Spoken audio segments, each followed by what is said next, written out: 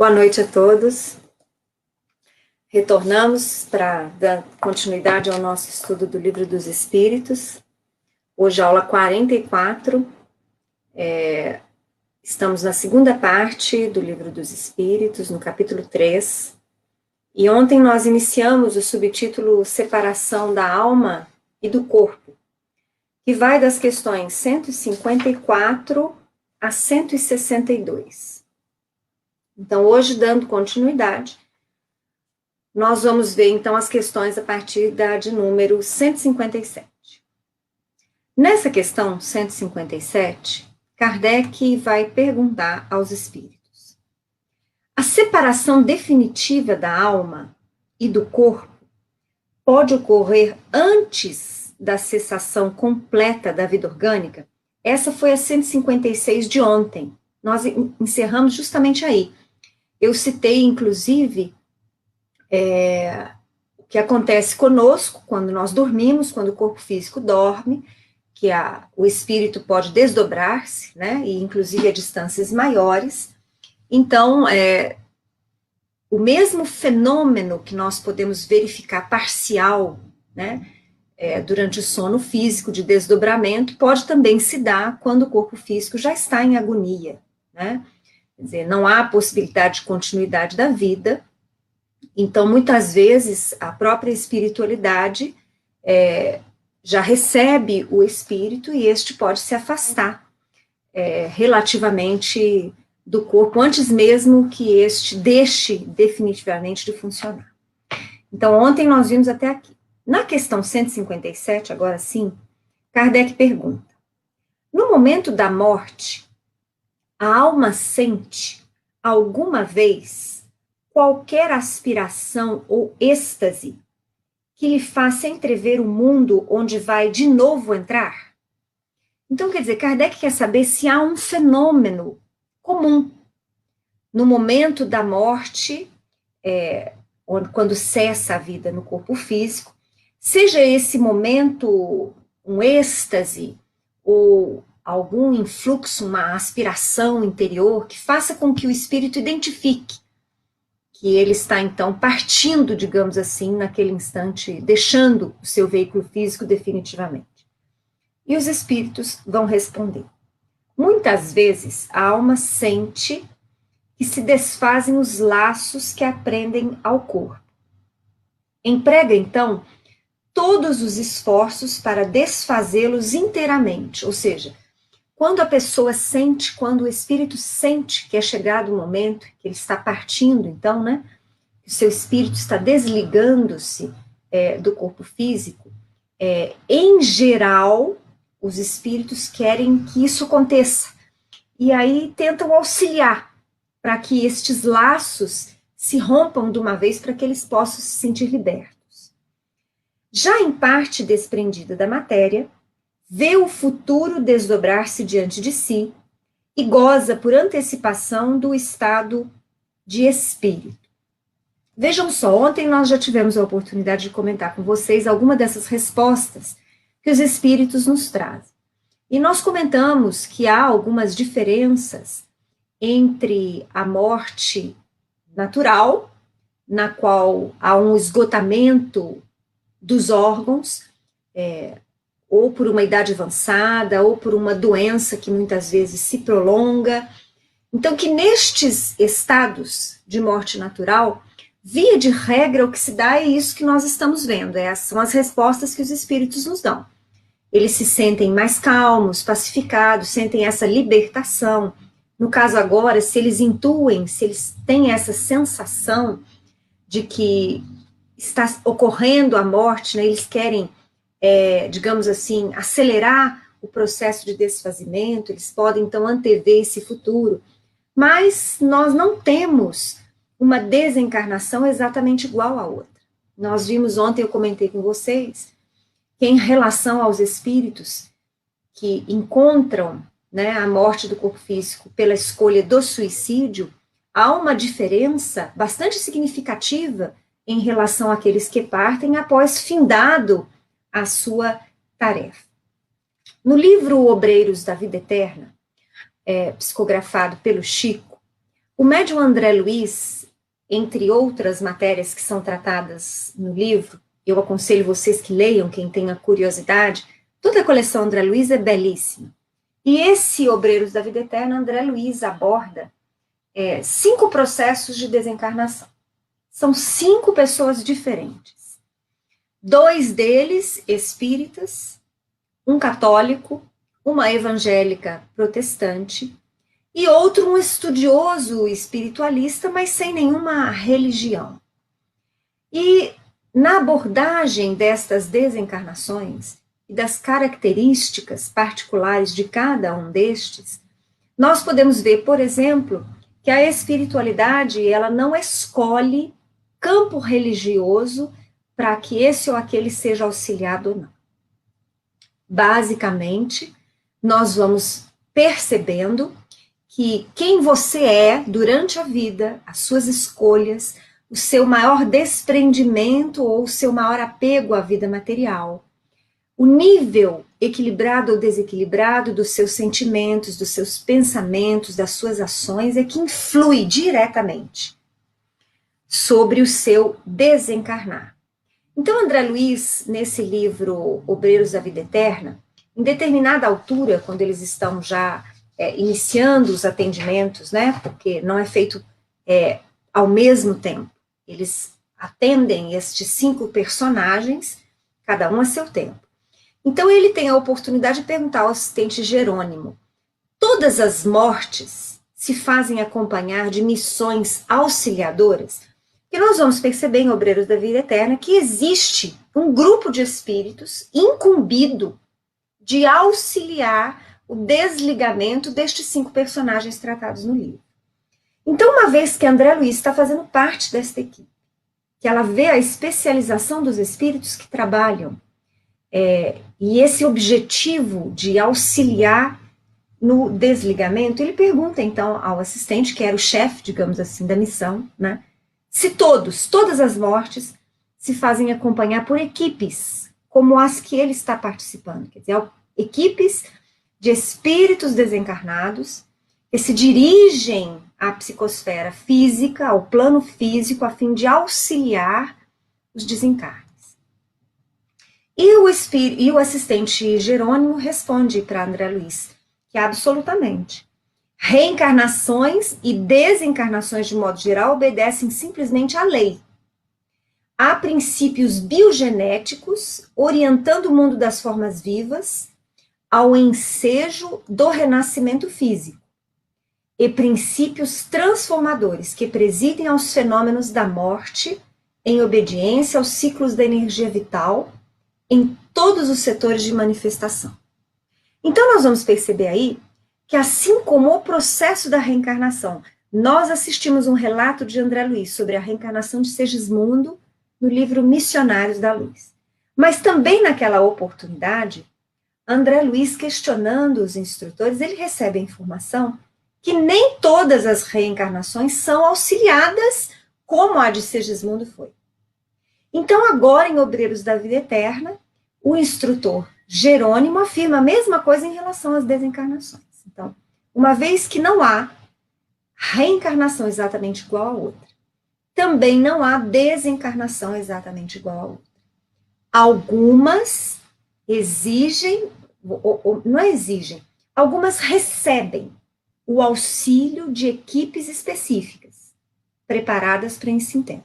Mas aqueles que não têm mérito na sua folha de serviço espiritual para contar com o auxílio de uma equipe espiritual para desencarne, vai haver o desencarne seguindo os próprios fenômenos naturais da morte, ou seja, os órgãos físicos deixam de funcionar, a morte física.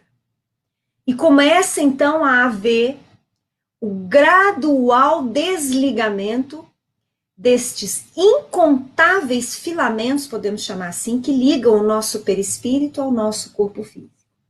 Em geral, via de regra, começa das extremidades para os pontos mais centrais do corpo físico. E nós vamos ver até aqui a descrição de um desencarne do Dimas, né, que os últimos pontos a serem desligados são aqueles ligados ao cérebro, à mente do espírito. Então, seguindo fenômenos biológicos naturais, terminado esse desligamento, que pode levar menos ou mais tempo, nós já conversamos isso na aula passada, em relação àquilo que eu falei para vocês, ao apego, ao desapego, né, às escolhas, aos sentimentos, a quem o espírito efetivamente é, tudo isso vai interferir nele conseguir um desligamento do corpo físico mais suave, mais equilibrado, ou mais árduo, mais penoso, consequentemente mais sofrido.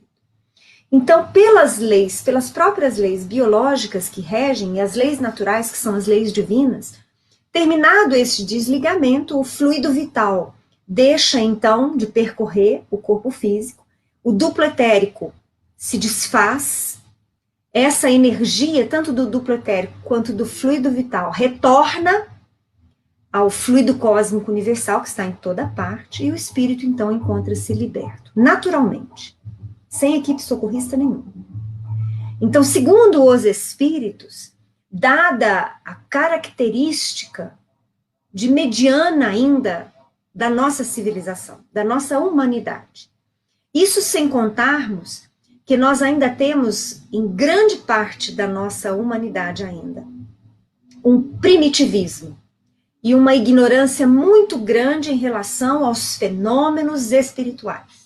Nós vamos percebendo que estes desligamentos, pela lógica, vão se dar muito mais pelas leis naturais do que através do auxílio de espíritos, digamos assim, incumbidos para tal.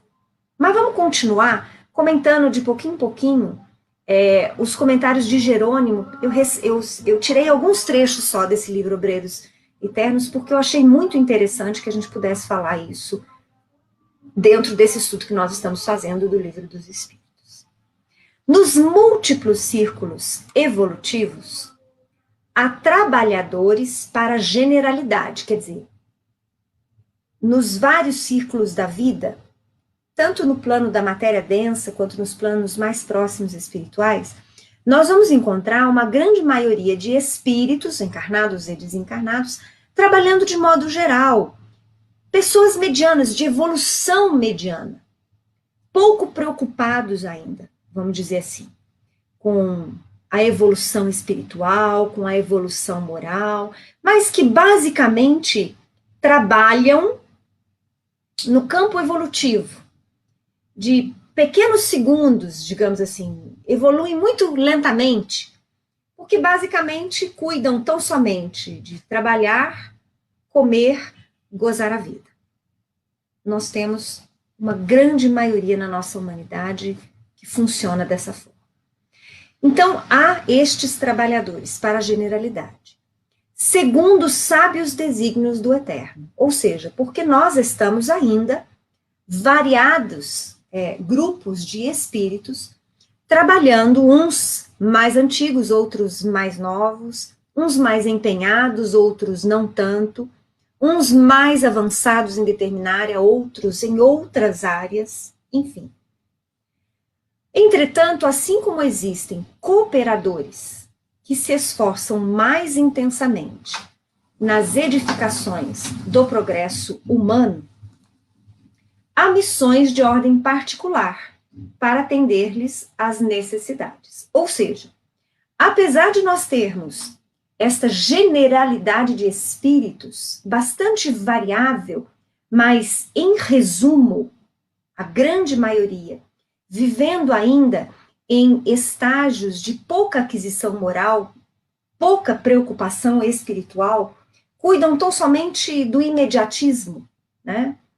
São pouco mais avançados que algumas espécies mais avançadas animais, vamos dizer assim. Apesar de haver essa generalidade, de haver um número muito grande de espíritos que ainda estagiam nestas fases, digamos assim, imaturas do espírito, existem espíritos, alguns deles, que se especializam em determinadas tarefas, que se empenham em determinadas tarefas. Então, aí agora, Jerônimo está explicando por que então, alguns espíritos recebem este auxílio específico de equipes socorristas e outros não. Então, ele diz a André, não se trata de prerrogativa injustificável, nem de compensações de favor, ou seja, não pensem nós encarnados que nós conseguimos essas prerrogativas ou porque alguém indicou, ou porque tem alguém muito querido nosso que é chefão lá em cima e aí quer que nós tenhamos um tratamento especial, nem mesmo porque nós pagamos por algum tratamento diferenciado no nosso desencarne, ou seja, não há uma motivação relacionada a uma compensação de valor. Nós não pagamos por nada disso, tá? E ninguém recebe esse auxílio porque outro espírito pediu, ou porque você pagou, porque você fez, realizou algum ritual, o que quer que seja. O fato revela ordenação de serviços e aproveitamento de valores, ou seja, você é analisado, o socorro que você vai ou não receber é analisado em relação à sua folha de serviço. Se determinado colaborador demonstra qualidades valiosas no curso da obra, merecerá, sem dúvida, a consideração daqueles que a superintendem, examinando-se a extensão do trabalho futuro. Ou seja, dependendo do trabalhador que você seja, você merece uma atenção daqueles que superintendem o serviço. Então, vamos dizer assim, quem são os superintendentes do nosso serviço? Os benfeitores espirituais, nós estamos falando deles. Porque nós estamos falando do auxílio de equipes espirituais ao desencarne, equipes essas ligadas aos trabalhos em nome de Jesus. Nós não estamos falando de outra categoria de espíritos. Porque assim como usar trabalhando em nome do Cristo, também usar aqueles que se rebelam contra a lei. E que, naturalmente, pela lógica, vem também receber os seus amigos, os seus companheiros, aqueles com os quais eles sintonizam. Mas agora nós estamos falando dos obreiros do Senhor.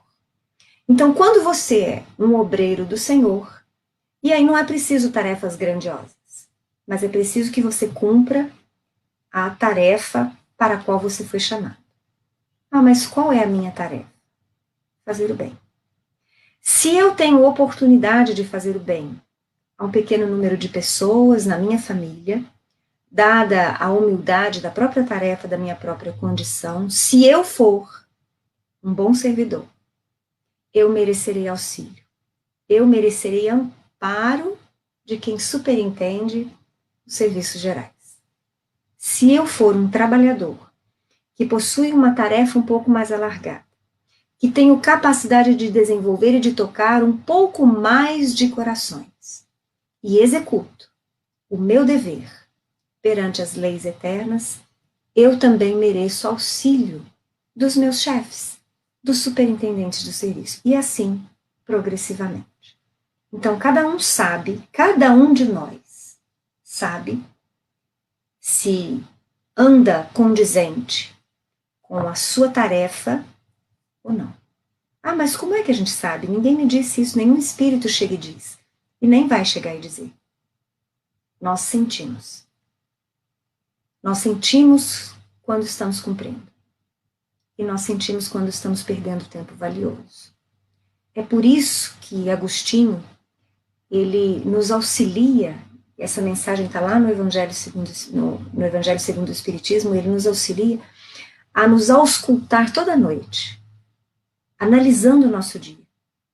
O que nós fizemos, o que nós pensamos, as tarefas que nós nos comprometemos e cumprimos, aquelas que nós não conseguimos cumprir, o bem e o mal que fizemos, o bom ou o mau pensamento que tivemos. Então, essa é uma análise que deve ser feita, não uma vez por ano, geralmente no Réveillon, né, que o pessoal gosta de fazer, mas todos os dias.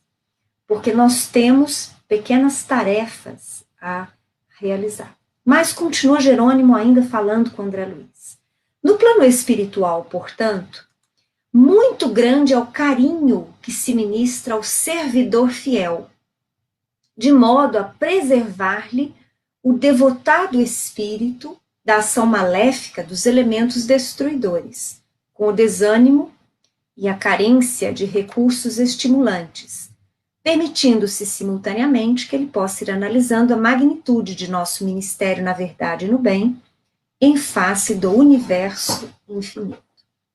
É muito interessante que quando muitas vezes nós pensamos em servidor fiel, em obreiros de Jesus, via de regra nós tendemos, por um hábito velho, nós tendemos a buscar benefícios para nós, que eventualmente estamos cumprindo as tarefas.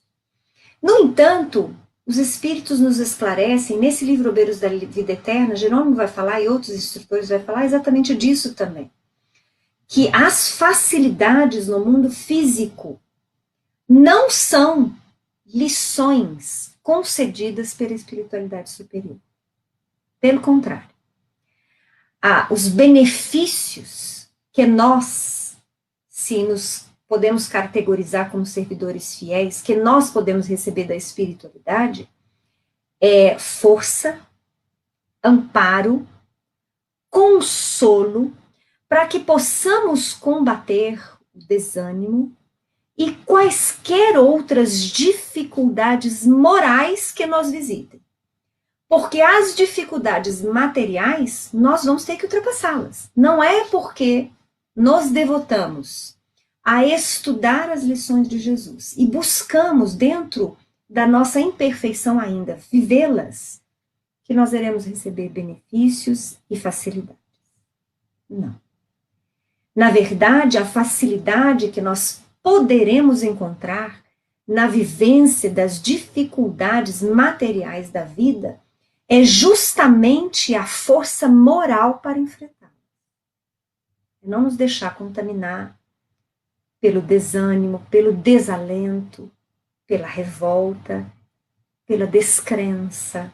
Então, os benefícios que a espiritualidade superior nos ofertam são a nível moral, a nível espiritual, de amparo aos espíritos. Então, também aí no momento da desencarnação, isso se faz visível aos servidores fiéis, para que eles não se deixem abater. Então, veja bem, um servidor fiel que tiver que atravessar, por uma série de motivações, uma doença prolongada, às vezes de difícil tratamento, muito dolorosa, ele vai atravessar.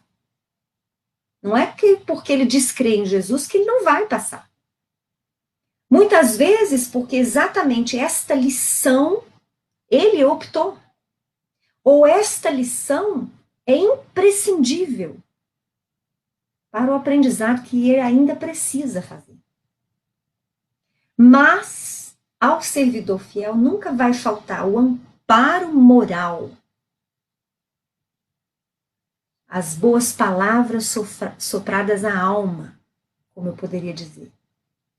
Os amigos, a presença dos amigos espirituais constante, a nos auxiliar para que mantenhamos a fé, mantenhamos a esperança, e no momento em que isso se fizer necessário, amigos espirituais que nos auxiliarão no desprendimento total do corpo físico, na libertação deste rumo à vida espiritual após a morte do corpo físico.